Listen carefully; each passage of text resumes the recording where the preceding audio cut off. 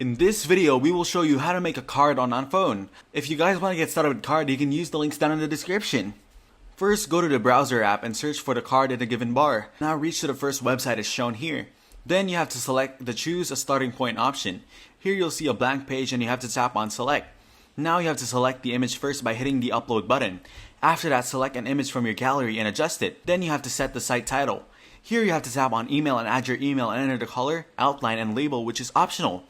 Now adjust the text and choose the column under the container option. After that, tap on the M icon shown at the bottom. Then you can choose the type and color to do it. Here you have to tap on the three lines shown at the top and select the publish option. After that, agree with the terms and uses after reading them carefully. Now enter the name, email address, password, and confirm password. Then add the title, description, and card name. In the end, hit the publish button and check your email to do it.